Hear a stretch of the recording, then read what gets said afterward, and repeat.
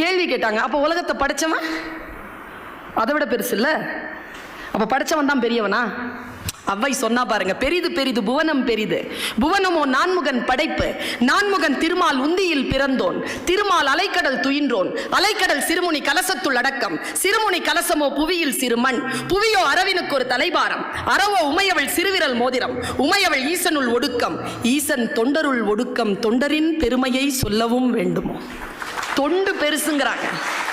சாமி வந்து உக்காந்துக்குமா? தொண்டு எங்க இருக்குதோ அங்க சாமி வந்து உக்காந்துக்குமா?